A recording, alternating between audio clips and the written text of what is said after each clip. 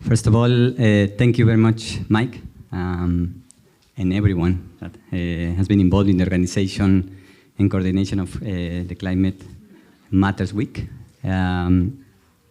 Today we are Clara Óloriz and myself, Alfredo Ramírez.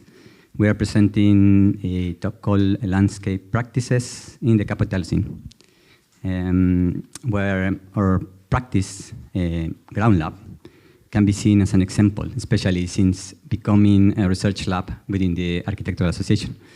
So the projects we've been developed within the AA, I'm sorry, let me come back.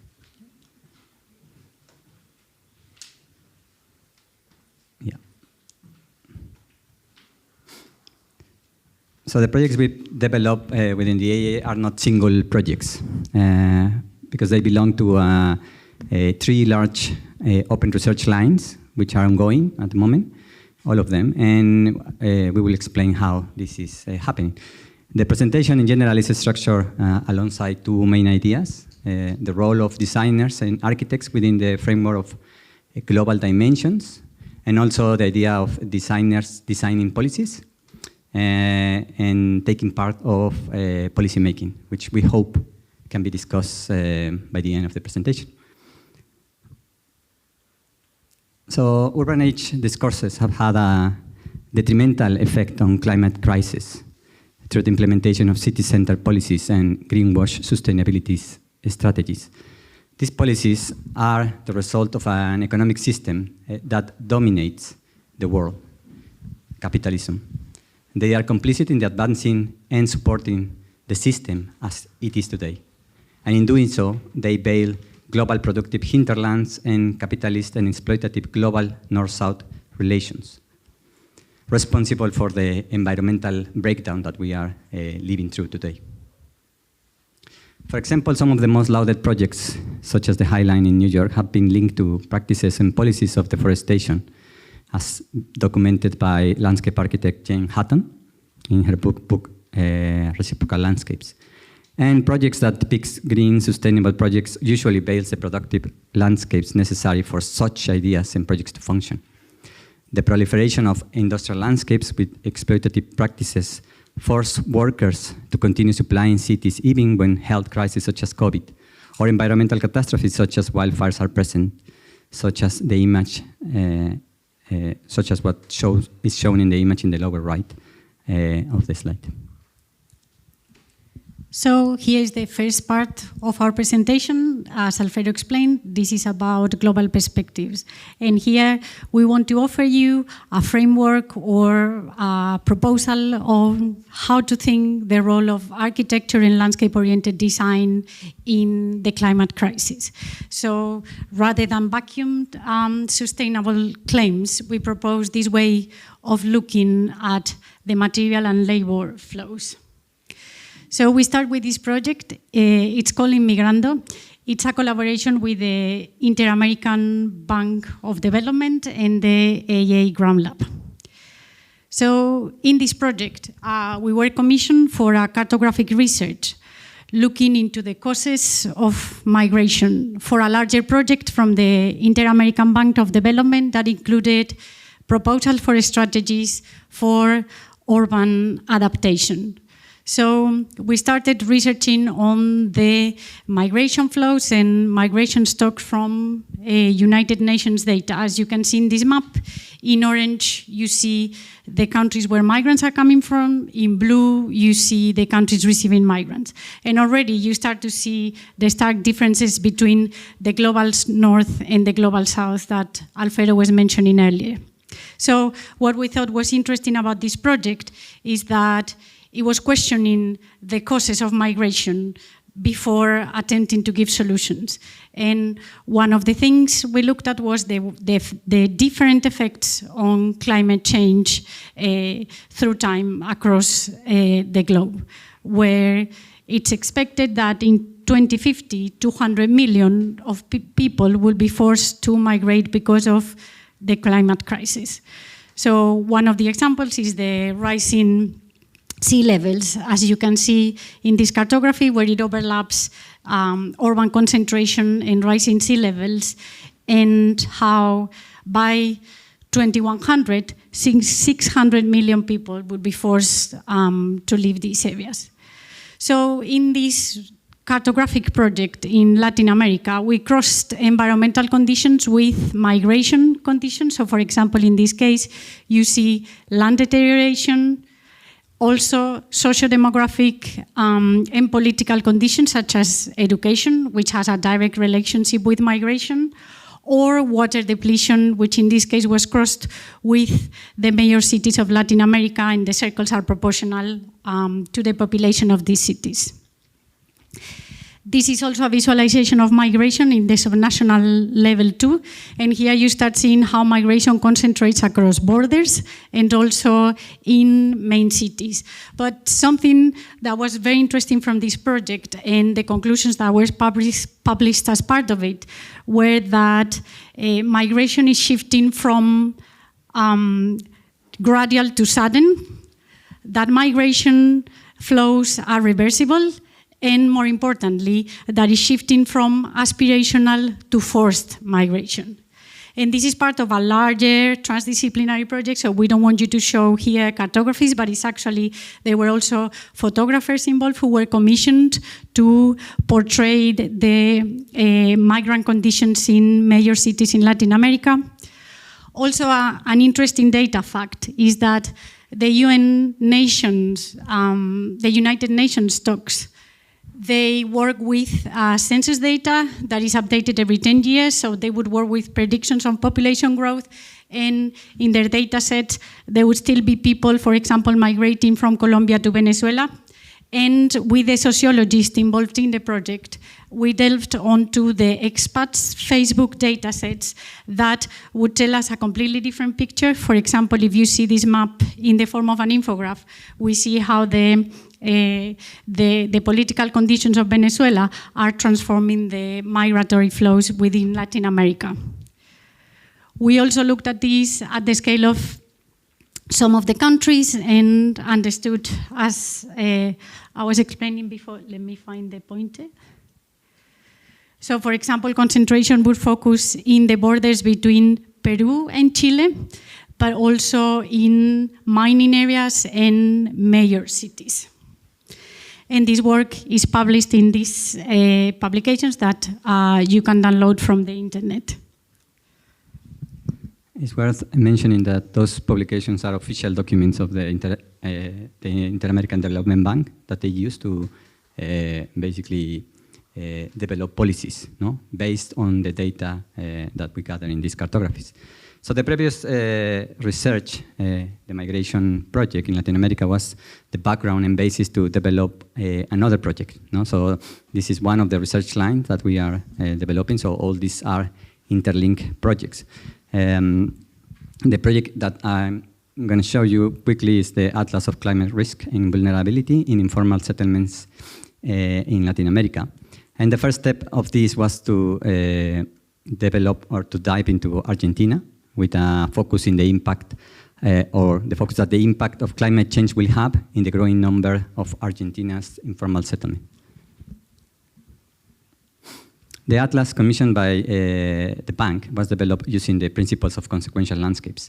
This refers to, for example, the idea of tracing the trajectory of a drop of rainwater in an informal settlement in the city of Corrientes until it finally is discharged in the Rio de la Plata, to help us describe the interdependency of the various scales this trajectory touches and impact. The health of the planet is linked to the health of the humans, as well as the landscapes they inhabit.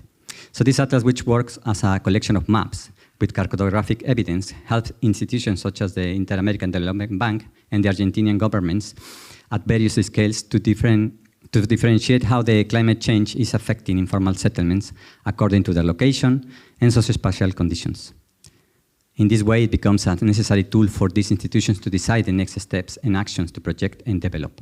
For example, what is the relationship between informal settlements and the degradation of ecosystems in Argentina? To answer this question, we map the ecosystems existing in Argentina, such as forest, pampas, grasslands, and which ones of those are protected by law.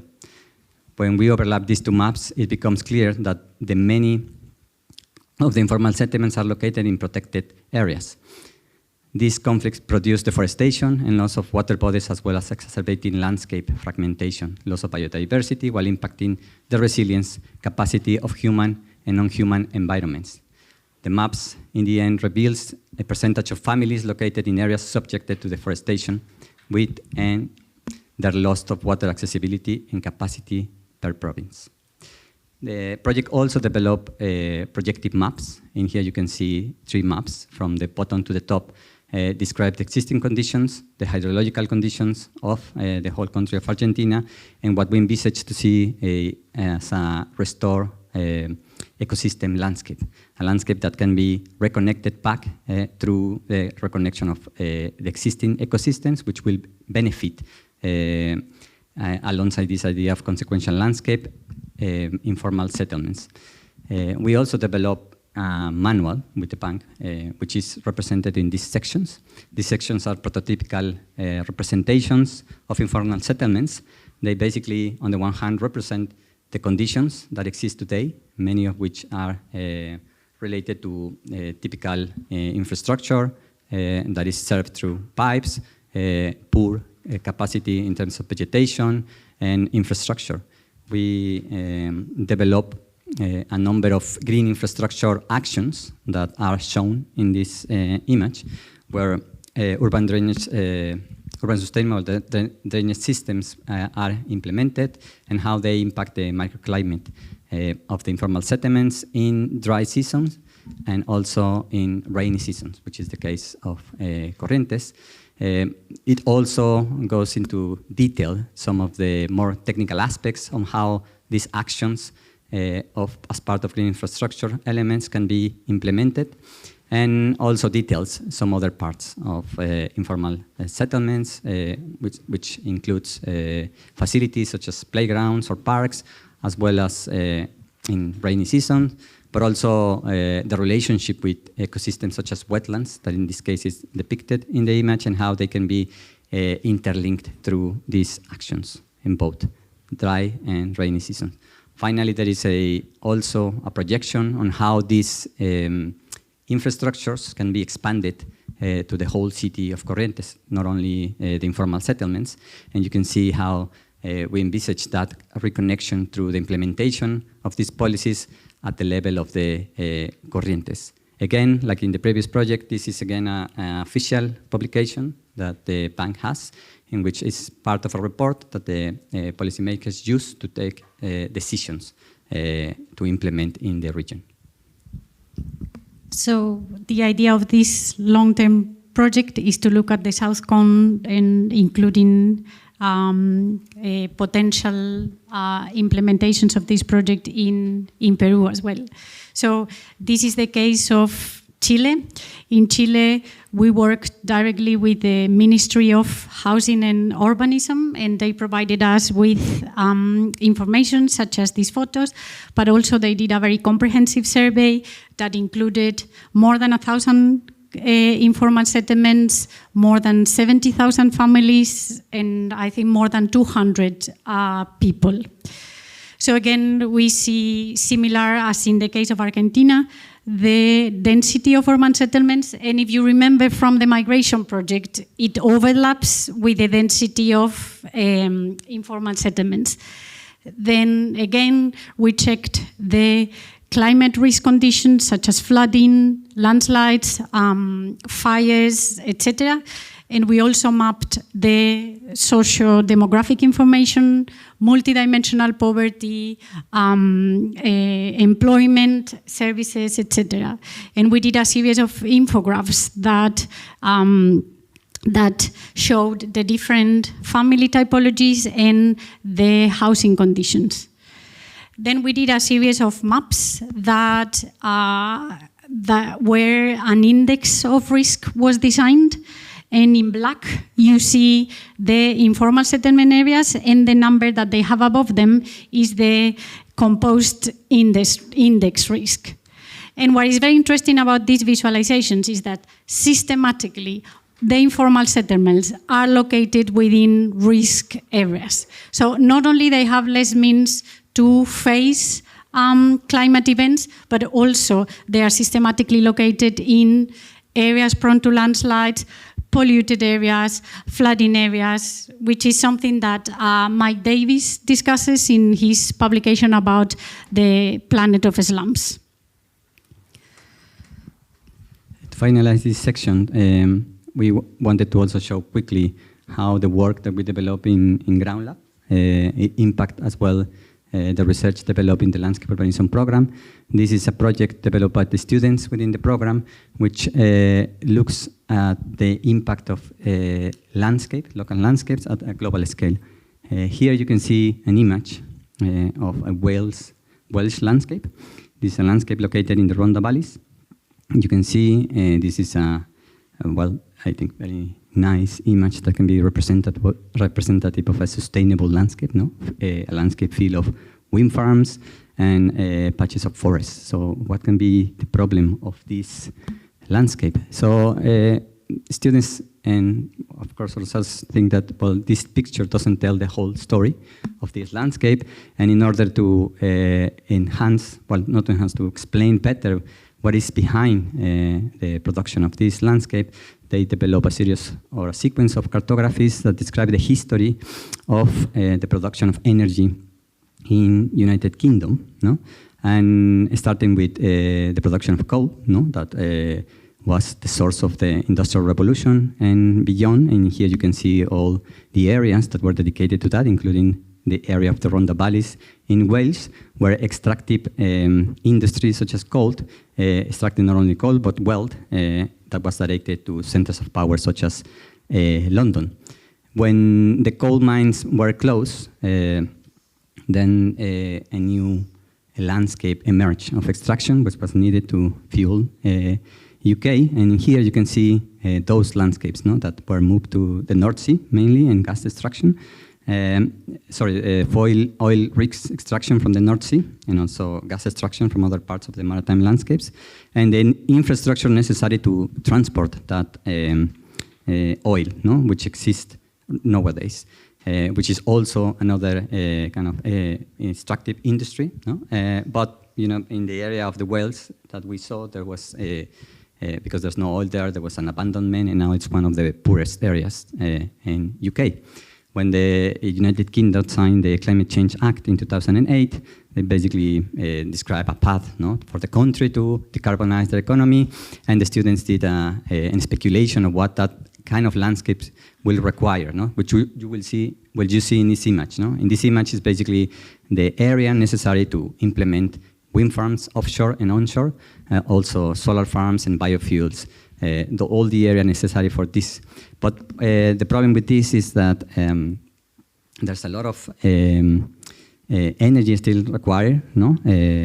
But also companies that are headquarters in the UK use this opportunity to continue the commissions of extraction in the global south. This image here, which is a global map, describe just transition projects and renewable projects that are mainly located in the global north, and you see them here in white, which are mainly located in areas such as UK, no, where the government has decided to decarbonize the energy. But again, British companies such as BP, and which are headquarters in London, get concessions, which you see in the global south, here depicted in yellow, which are extracting fossil fuels, which continue to extract not only the fuel, but the wealth towards London in the middle of a climate crisis. So that's a kind of correlation, no, of the impact and hypocritical behavior, let's say, of the government. So here's the end of part one. We would like to translate these questions to you. Like, what are the global dimensions of your projects, the projects that you are developing in your units and programs? What are the productive hinterlands on which they depend, and where are the materials coming from and the labor involved? So taking Climate Week conversations further, these are the questions that we pose to you. And here's the the second part. It's about policy design. It's quite difficult to convince the architectural profession to say, to tell them that we have a relevant role to play within policy, that we can put the spatial intelligence and the visualization skills to work with policies. And in order to convince you, I'm going to tell you a story about our past before becoming a residence lab at the AA. So this is a story, it's not that long time ago. Back in 2015, we received a call from AA graduates, Arturo Lyon and Alejandra Bosch, from DRL and landscape urbanism. And again, like this morning, like these interesting collaborations that happen from the AA. So we received this call. Are you interested in collaborating in this international competition in Santiago de Chile? They knew a lot about their project. They said it was complicated. It required a lot of transport engineering. And we said, yes. We teamed up with Sergio Chiqueto engineers, then later with IDOM and Leon Bosch-Martic. So this is what the competition is about. It's 12 kilometers long. It's the central artery of Santiago de Chile. And the government wanted to transform it into a BRT corridor. And interestingly, they didn't want just transport engineers to solve the problem, but actually they wanted collaborations between architects and transport engineers to show their emphasis on and interest on the quality of the public space. So then we couldn't say no. So then this is the avenue. As you can see, in some sections of the avenue, it's quite wide, so it's got a linear park. It goes through the main buildings in Santiago and also in the country. The right-hand side one is the Palacio de la Moneda, where the Chilean government sits. And then down there you see Plaza Baquedano, which is where a lot of the protests happen, but also the football celebration.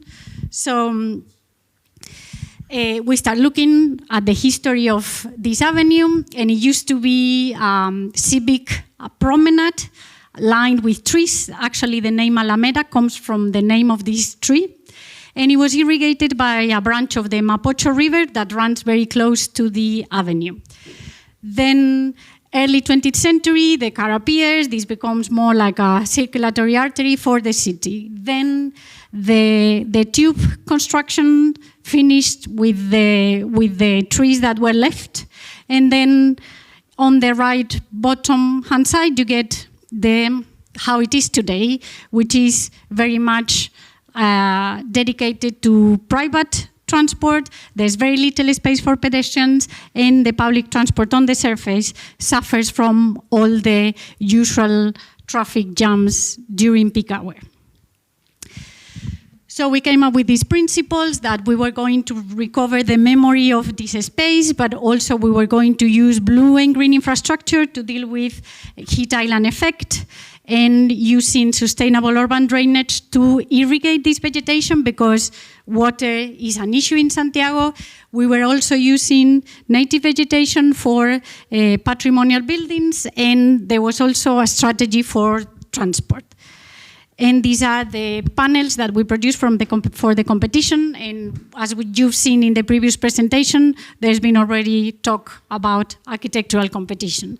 Very long discussions, very complex transport discussions on how to connect the blue and green infrastructure with the BRT and then the intermodal systems. And then we also look at the different sections of the avenue, which varies along the 12 kilometers, not only physically, but also socially and economically.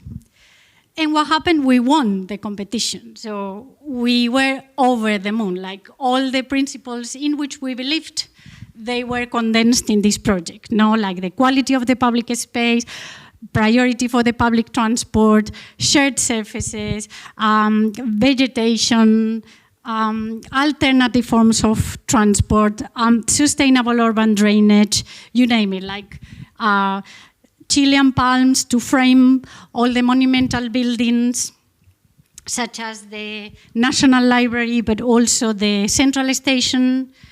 And after years of project development, actually it got stuck for political reasons, but also the other thing that happened is that a lot of all of these design principles in which we believed were against the law. So doing sustainable urban drainage was against the existing drainage policies in the city, but also the engineers did a transport simulation, and because there was the necessity to remove lanes for private cars to implement the BRT, this was slowing down the speed of cars. And then this meant that the social evaluation was negative, because if you lower the speed of the car, then your social evaluation, and this is inherited from the Washington consensus, then your project cannot be realized. So this was this moment when we thought, like we are fighting against a wall. Like in any context you try to implement these ideas, you are going to find the hard wall of the policy. And we think this is very well condensed in this, it's cut, well, the attribution there. So we think this is very well condensed in Finn Williams' work, where he explains the number of stages that a project has to go through in London to be realized, and when the architect appears. And as you can see, it's the third to the last. So all of those stakeholders are involved in taking a series of decisions, and the architect only comes to say how it should look, or as we usually say, to give the last embellishment touches.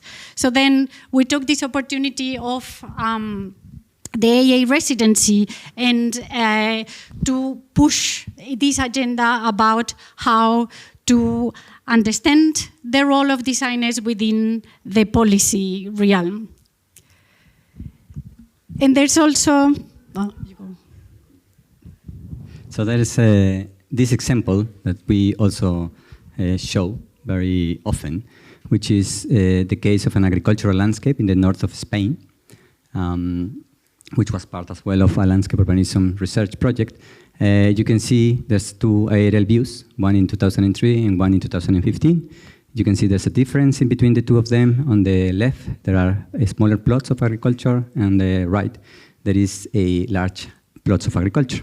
And the research throw light to the reason behind the transformation of this landscape wasn't the actual hand of a designer or the intervention of a landscape architect or any planner, was an economic policy that has been implemented in that region, which basically, because of the monoculture that it's in the area, requires a lot of water in certain seasons. So the government decided to bring water from the Pyrenees, which is not far away from this area, and pay for that through taxes that will be imposed only to those that could have 5 hectares of plot. So this basically means deleting all the small farmers that has less land and consolidate the land in this type of landscape. No? So again, this is a decision that has been taken by economic and sociopolitical conditions. Another example is this image that you see here. This is the Nile Delta, the right-hand side of that. And you see again an aerial view from the 80s and an aerial view that is from similar time, 2015. And the transformation that looks like natural transformation of a silting lake is not natural at all. Again, the research told us that, well, the Nile River, it's been dammed for a number of years. The dams basically not only hold water, but they also hold sediments. And you can see how the tip of the delta, it's being eroded because of the lack of sediments arriving to the Mediterranean Sea, but also the deviation of those sediments into agricultural land, which is the only fertile land that exists in Egypt. No? 90% of that country is desert. The delta is the fertile land is thrown to this lake, which is silting, and obviously create a number of conflicts because it's new fertile land that it's available. Yeah. So what can be the role of designers in policy making and advocacy, no? In this context that we had painted, no? For that, we'll show you some examples of the work that we've done here. As part of the AGI, this is a research project that we won. Is funded by the British Council. It's called Socio-Hydrological Resilience, and it's part of a large team. We are part of a large team because, as you know, well, the AGI cannot be, a research leader, but we are part of a large team. We did a great effort to partner with people from the British Geological Survey, with people from the Center of Advanced Spatial Analysis, Elsa Arcaute, who's actually coming on Friday to present her work, and people from a university in Mexico City, which are developing prototypes for constructed wetland.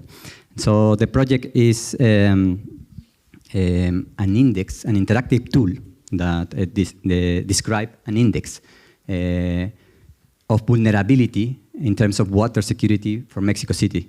We heard from the last presentation the problems of water that Mexico City has, no? Which has, from my perspective, and I'm from there, no? I've lived there 26 years of my life. It's an apocalyptic city. Literally, I don't understand how the city continues to work. The reason behind that is the water system that you see over there. This is a city of more than 20 million people that is founded on a wetland system, basically on a jelly bed. And most of the water is extracted from the aquifer, 60% of the water. This is basically means that the city is sinking itself, no, by extracting that water. And the rest of the water is extracted from other basins, which you can see in that map. Now, in green is the area close to Mexico City. All the blue network is all the infrastructure that is necessary to bring water from basins that are 300 kilometers away from the city, and in some cases 100 or 150 meters below the level of Mexico City. This requires a humongous amount of energy to pump that water to 20 million people. Not only that, like let's say here, like adding insult to injury, the water that it rains in Mexico City is basically captured by the sewage system that is combined in Mexico City, combines the sewage, and it's just thrown away in that drenaje profundo, which is a huge drainage system, the proud of the Mexican engineers, to throw the water away from Mexico City as soon as possible, pollute all the agricultural hinterlands that exist beyond that, but also depriving the city of recharging the aquifer. So, well, that's a basic painting that I'm making of Mexico City. And because of that, we try to develop this tool, which is, as I mentioned, an index on how water security and the vulnerability of people that live in that city can be reflected. So this is a screenshot of the tool, the interactive tool. Basically, it has two parts. One part basically describes in different neighborhoods, no? It's been a kind of huge effort of collecting data, water stress and the adaptive capacity of the neighborhoods according to the social conditions, according to education, etc., etc. And in red you can see the areas that are more vulnerable as opposed to the yellow ones. The other part of the tool is this section where we project to the future the impact that possibly it may have the introduction of constructed wetlands, which is the prototype that the Mexican University produced. And in here, there is the potential deployment and the benefits that this introduction will bring to Mexico City. The benefits are on the left-hand side, and the kind of areas where this can be developed first can be seen in dark green. I'll explain more in a bit. So in this video, you'll see some of the conditions in the worst areas in Mexico City where water is extracted illegally by companies in the region. In here you can see some of the constructed wetland systems that the University of Mexico were developing. Here you can see live the interactive tool, how you can move around, select neighborhoods, understand the condition of each of them. This is a tool that is useful for people that take decisions in Mexico, and also decide which areas are, in most need to be to develop infrastructures, to develop potential solutions. So this gives you an accurate picture of the current situation of Mexico City. And here you can see the prototype, again, of the constructed wetland. The idea of this constructed wetland was to be able to be installed in each building in Mexico City. So we develop scenarios. In here you can see, for example, a number of scenarios where, depending on the amount of budget available, you can prioritize those areas with the most need. No? So the more money you have, obviously you will be able to cover the whole region of Mexico. Finally, well, here there's the link of the tool. It's live. You can access to that. This is a project, again, that is, as I mentioned, another research offline that we are developing. Right now, we are developing another version of the same tool for another city in Mexico, which is called Oaxaca. This is done through the help of fundings from the British Geological Survey. There's also another application that we're putting together, or that we put together, and we hope we get fundings to install, well, to develop this tool for Canada and for South Africa. And we're also looking at the possibility to bring back to UK the tool and develop it further here. So this is the last project and third line of research and model in which we see designers can be involved in policy making. And this is through collaborations with policy think tanks. This is the case of Commonwealth. This project, GND Glasgow, was developed in collaboration with Commonwealth and exhibited during the COP21 in Glasgow. So the idea with this line of research is that we will develop one city in all the 4 nations of the UK. This is the example of Glasgow. Again, there's an interactive website when you can check some of this information.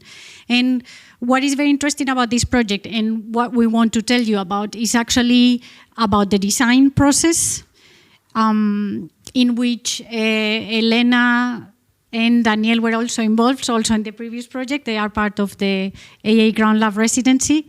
So the way this project started was with this image. They proposed this image, this painting from a real painting, which for them, it represents a part of the social life of these buildings, which are called tenements in Scotland. And the project was based on the retrofitting of this typology of buildings through Green New Deal strategies. And as you can see, there's this particular neighborhood, there's a concentration of them, and you can see they are a courtyard typology, and they are based on subdivided green spaces, but also very much like car-driven streets in between, as you can see in this image. There are a lot of issues with energy performance, fuel poverty, so they wanted to propose a retrofitting policy for the city. And what is very interesting, as I'm telling you about, is that Commonwealth put together all of these stakeholders, which include local organizations, it includes people from the council, it includes other architects, it includes Scottish Power, many other economists, many stakeholders. And this project was based literally on roundtables where we would sit with them and would discuss every single image. So we literally, through these conversations, gradually built constructed the images. So I'm going to show you a very raw beginning. So this is how we started, no? This is the basic 3D model. We put this in front of all the stakeholders, and then the stakeholders started giving feedback. So for example, Chris Morgan was talking a lot about the way the insulation would work because they had experience on retrofitting these typologies. Then Martin Avila was very concerned about the common areas, and Malcolm Fraser told us, like, in this typology, the bay window is very important. You need to put a lot of emphasis on how special this is. We started looking at the relationship with the street. Then we were told that these brick sizes did not match the Glasgow standards. And also we started looking at the common areas. Communal heating, as you see in the roof, was added to empower these communities and to deal with the with the fuel poverty, as well as mechanical ventilation, waste management facilities, which at the moment occupy a lot of the space in those courtyards. Also, the traditional tiles well maintained because they are an important part of the identity. Then there were suggestions about community gardens, edible forests, using native trees, also for neighborhood empowerment, as I mentioned, the energy cooperatives, but also the possibility of doing domestic district heating. Also, we looked into the existing policies, and Sustainable Glasgow also proposes the use of mine waters to generate renewable energy. We will also looked at these community areas as workshops, as repairs, but also how the community could be in charge of the maintenance of these spaces. So as you can see, like literally this image was built through this conversation and represents a prototype of how the retrofitting of this building could be imagined and envisioned through through these communities in Glasgow. And then we looked at, similarly, we jumped in scale and we looked at the street relationship and how the current conditions, as I said, very much dominated by the private car, lots of fences, very little trees, very vulnerable to climate, to future climate predictions in the city, some abandoned ground floor businesses. And then this is the transformation, where sustainable urban drainage was implemented, alternative forms of transport, priority to public transport. And again, it was done through a process of meeting with all of these stakeholders and gradually informing the changes. So, for example, they were proposing artist studios, repair shops, electric cargo bikes, sods to deal with the heat island effect, and these are again some examples at this scale, more zoomed in. And then from this scale, we jumped into the scale of the city. And then again, we did a similar process. It was actually done, the three images were developed alongside. We started with renewable energy networks, looking at the flooding areas and the changes, the sea level changes. Then we were also looking at the existing green areas, but also the existing brownfields and how they could be reappropriated in these networks, and how the street that we showed earlier could serve as a prototype for the connection of these fragmented green spaces. And we did something similar in Birmingham for the EV transition. For this, we've just brought a couple of images because there was no more time. But here you see the transformation of a car manufacturing building in Birmingham from the current condition to the EV transformation focused on local production, EV production, accessibility, and then also other forms of working spaces. And I would like to finish with this painting, going back to the landscape practices. I think the landscape urbanism students are very familiar with this discourse, but I just thought if we are claiming that landscape practices have something to say about the current climate breakdown, we should also interrogate the history of this practice and how it has used nature to validate certain social orders and things like the enclosures, and how also it has used, nature has been used to blur the labor work in these landscapes and to challenge these deceptive veils in these pleasing landscape images. What we are using is actually the section to literally dissect, to interrogate who are the agencies at stake, where are the materials coming from, for example, in the insulation of these facades coming from local companies and bio-based materials, or the labor behind these landscapes, who's going to maintain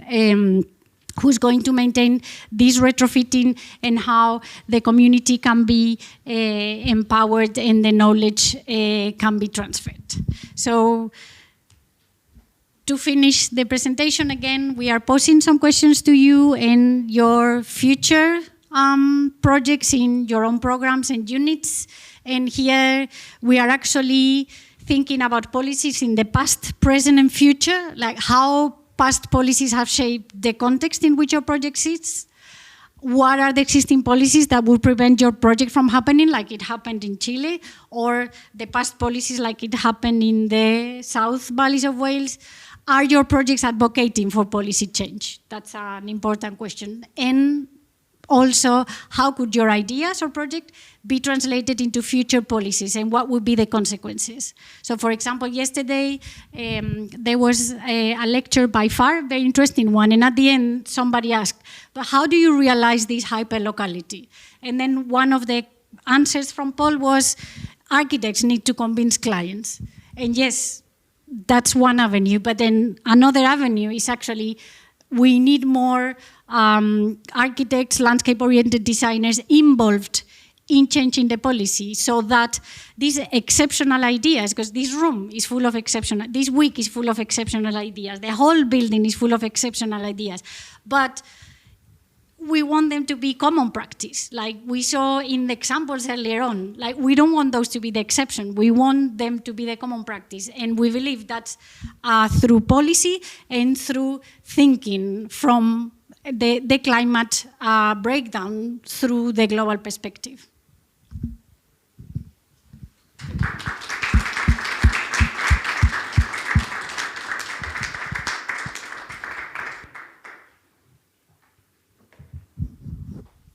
If you have any questions, I think there's a few minutes, or comments, or anything. Maybe just to say hello and to thank you. It's always very encouraging and challenging to see what you're able to do through Ground Lab and with and alongside your students. As you were presenting the atlases, and as you present, and the work you did for the Inter-American Development Bank, this is more of an observation, and I'm interested to see what your views are as people that operate across all of these different scales and the intersectionality of some of the issues you deal with. It was quite intriguing for me to see the project or the mapping for Argentina to be done as a separate sovereign unit, alongside then similar mapping done for Chile as a separate sovereign unit. And I was wondering whether through your work, what we are able to see is that perhaps these bounded political units have been superseded through what we know is happening at a planetary scale. So whether through cartographies, we're not only able to challenge policy, but who the institutions which are, and the scale of the institutions which have greater consequence. So I'm just questioning what we map, how we map, and whether an atlas which is looking at almost a kind of colonial bound terrain of country is relevant anymore. And in fact, should we be going back to an old idea from the 70s of the bioregion? And if we were to map the bioregion, which tracks hydrogeographies, where and who would our policy suggestions go to? So it's intriguing, and I think your cartography explodes that. So, as it would be interesting to know, who would you speak to then at the Inter-American Development Bank, and do they hold agency? So, yeah, I think that's a very interesting question in observation, because that's actually a conversation that we've been having, because the idea of this line of research is that it would cover the whole South Cone. But here we come to the admin boundaries problem, and it's the fact that data about informal settlements and surveys are done differently depending on the different governments. They ask different questions, and the surveys are done at different times. So it's actually a challenge to put together the data, which was something that was also a problem in the migration project that was done at the scale of Latin America. But I think the team that was gathering the data managed to put together all the data, although these images, they come with huge footnotes that tell you, for these countries, the data comes from this year. From these other countries, the data comes from... So even though we present them as finalized, like large-scale maps, they are actually composed of the collaging of various data sets and data frictions along the way. So yes, the intention is to develop it at least at the South-Cone scale, which, as you say, makes much more sense. Also in terms of the landscape perspective and even the bioregions. But that's a work in progress, and we've had to deal with actually how data is gathered, which is a very important issue in cartography development. Yeah, but also the working with policy obviously is not an easy thing, no? And we've been, each of these research lines that we have basically explore different relationship with different institutions. All these institutions have problems, no? Financial and global institutions such as the World Bank or the Inter-American Development Bank or you name it, no? They all have their own agenda, and obviously working with them represents a challenge, but it's also an opportunity to bring the architects and designers over that in a conversation with them. Working with the British Council, it's great, but it's also problematic in many senses. There's a sense that, you know, knowledge produced in the UK is superior than knowledge produced in Mexico. So this project was basically developed under the idea that we transfer knowledge that it's grandiosely produced here, whereas not taking into account the one in Mexico. But obviously the approach that we have is a different one, but we have to work within those conditions to try to challenge that. The other type of projects that we develop is not with global institutions, not with research institutions, but with think tanks and organizations that are trying to literally lobby political organizations in the UK, which is a different type of institution and represent other challenges. No? Like, for example, Commonwealth is a think tank that basically lobbies politicians mainly in the labor, no? in the left, to try to convince them that some of these policies, literally the one, for example, in Glasgow, is just to show them and tell them, you know, retrofitting makes sense. You know, public transport makes sense. You know, the images that we produce here are not, you know, humongous transformations that the population will say, no, I don't want to live in an area that is not my community. So the image of the tenement, no, represents, you know, the image of the people that live in Glasgow, and they want to, you know, maintain those principles, those kind of elements that are part of, you know, their community, no? And that's the type of things that also, you know, we are projecting. So none of them, you know, working with none of them is, you know, simple, easy, or even, you know, a question of agreeing with their principles. But it's, I think the larger project of Ground Lab is sitting all these people here in conversations with other disciplines, which has power, no? A power that, you know, they have demonstrated they can transform the world, majority for the bad, perhaps, but we can try and you know, steer that in a different direction if we have that space at that table. Yeah, I just wanted to thank you for that epic presentation, which covers quite a formidable range of investigations. And I'm Julian Lewis. I'm teaching an intermediate unit here, and I'm an architect, but I'm dealing with projects which have sort of come from landscape and often policy-focused interests.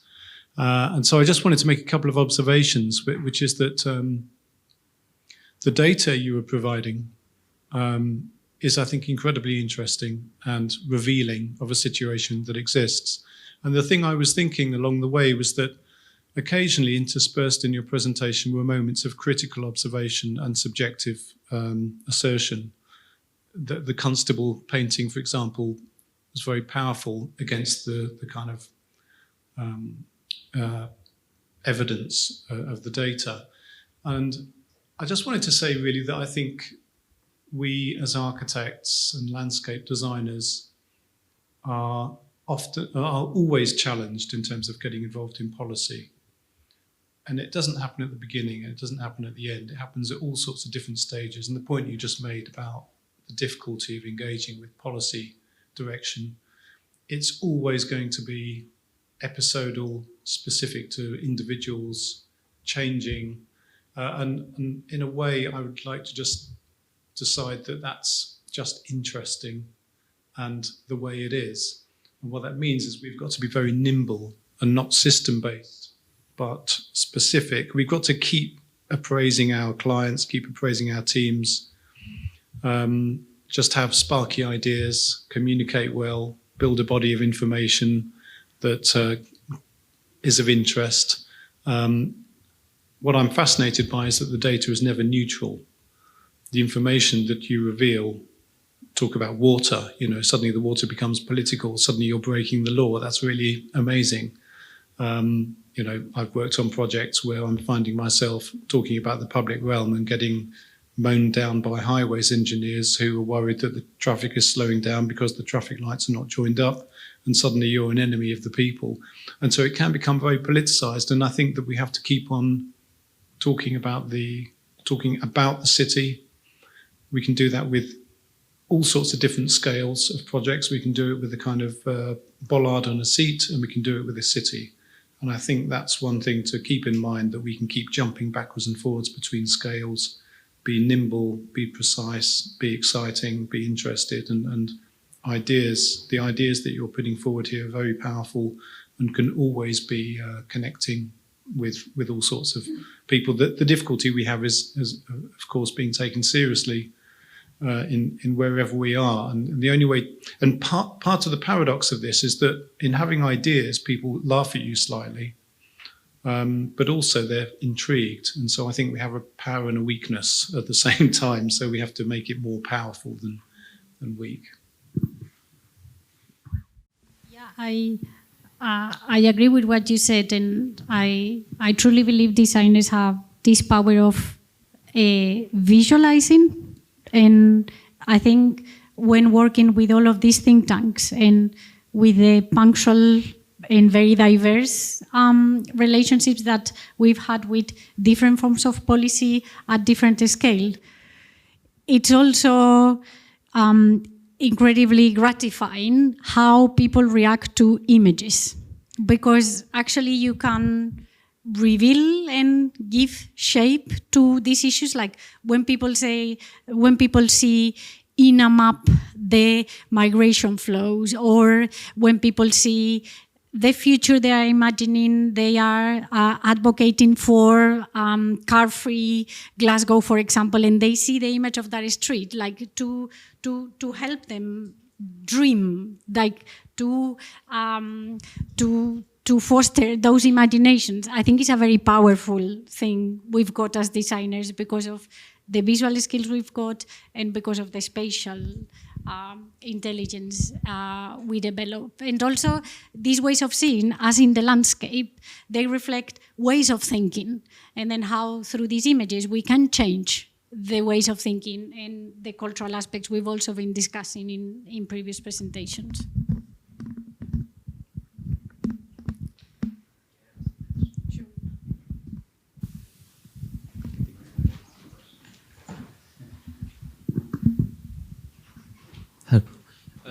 So I want to ask, you introduced the 3 projects, and I wonder in this 3 design process, all the policies you notice is from the assignment book given by the government, or some of them is you try to look up passively. If you some of them is found by your company, So like which kind of aspect, or where you start to think about it? Yeah.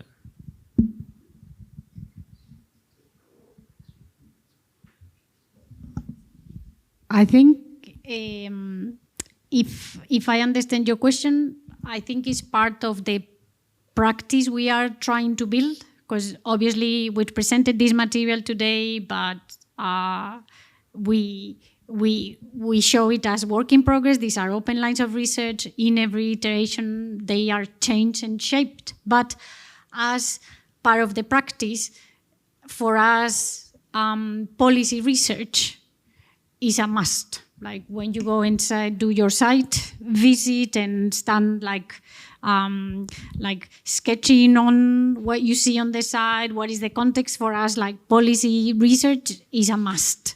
But also we sometimes have the luxury to be commissioned to research, for example, on migration policy or on green infrastructure policies. So through this AA residency, we are also building these bodies of knowledge through policy research as well, if this answers your question.